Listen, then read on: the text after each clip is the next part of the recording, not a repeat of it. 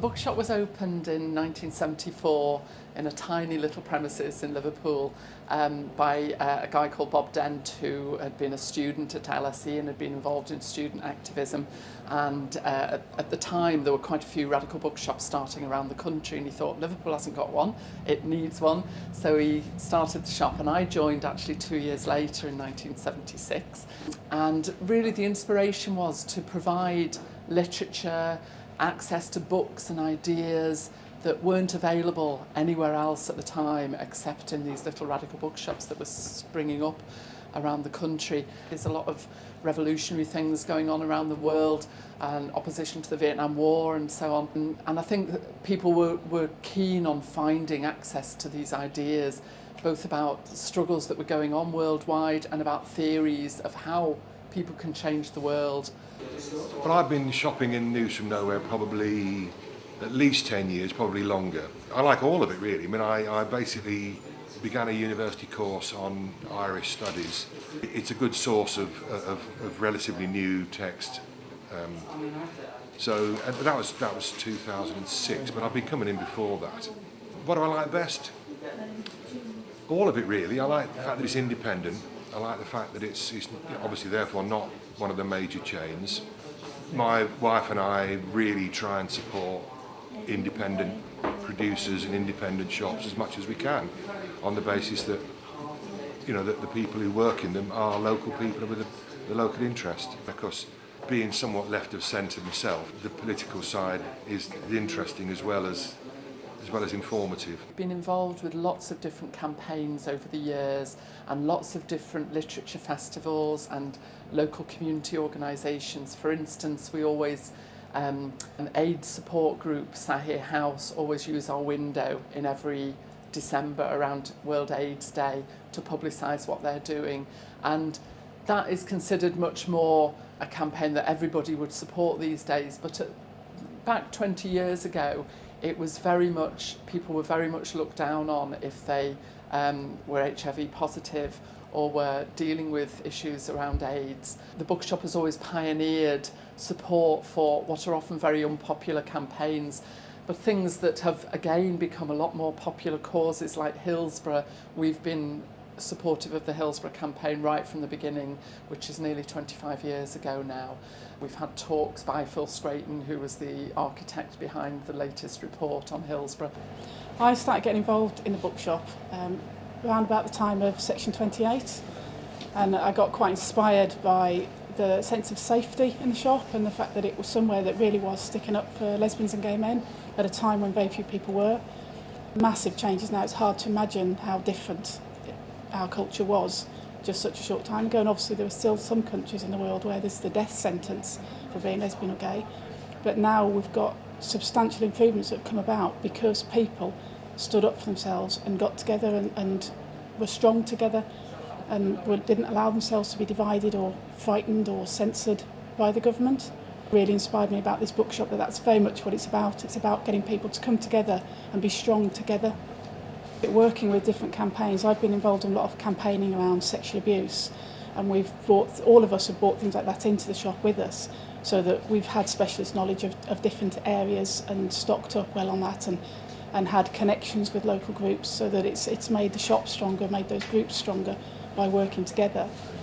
I've been involved in quite a few book stalls that we've done at trade union conferences and big national events, and it's been absolutely amazing. It's so heartwarming to be there and people say how great it is to see that a shop like us is still going, because there's hardly any radical bookshops left in the country now. There used to be loads, but nearly all of them have gone by at some point or other, very often because of the pressures of the big chain bookshops and because of the online bookshops now as well.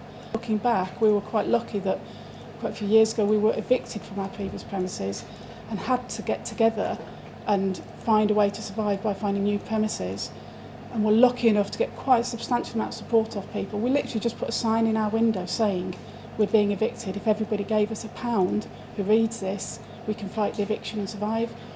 And people who we'd never seen before would come in and say, here's my £1, good luck. And that's part of what the Spirit of Liverpool is about, which is perhaps why we're still here. We probably wouldn't still be here because we wouldn't have been able to afford the market rents of today. You know, we just about pay ourselves minimum wage, and perhaps always will only be able to do that but at least we're still here, and there's hardly any places still here. And I think it would be quite difficult to get another shop going now, but there are still people trying in lots of different places, which is great. You know, there definitely needs to be more places like this still available. It's about a place where you can come and find out about things that you wouldn't know where else to go to ask or where else to find out. And one of our aims, our main aim really as a shop, isn't actually to sell books, it's to make this kind of information available. And most of the things that we have in this shop, we have a lot of mainstream things and a lot of children's books and general stuff, a lot of local books, you know, but a lot of what we have available isn't available anywhere else in this city or probably in the country. There's very few places now that stock this kind of stuff. We've had quite a few customers that I've known come in from when they're at school, and they're coming in every day or a couple of times a week in their school uniform, and they're finding this little place of safety, this little place where they can find something out that strengthens their sense of identity and their politics, and that's fantastic, and they're still coming back years later as regular customers, and I love that. The biggest strength between us is our commitment to cooperativism, and the shop is a women's co-op, and that's quite unique. There's not many places that are run by cooperatives, and there's very, very few that are run by women's co-ops, and that's something that's fantastic to work with. So we've always been on the side of the anti-war movements, and when there was the big march in London about the Iraq War, before the Iraq War started, which was 1 million strong in London, we did nothing for weeks except sell tickets for the coaches and trains that were going down.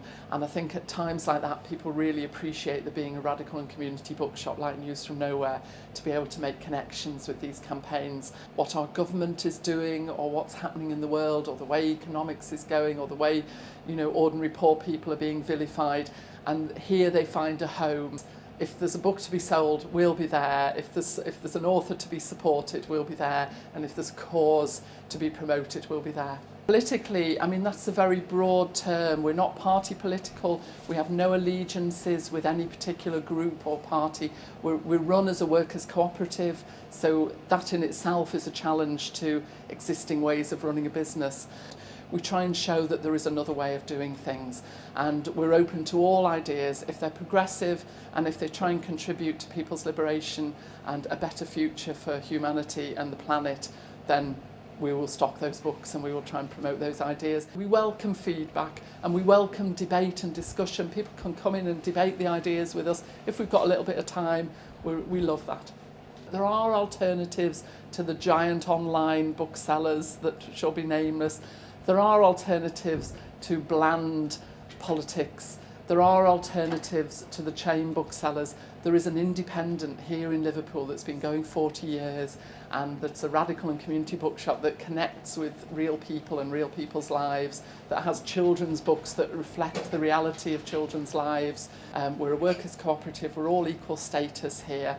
We thrash things out in meetings and argue and fall out about things, but we always come together to try and, with our one aim of keeping the bookshop going, to support progressive ideas and movements.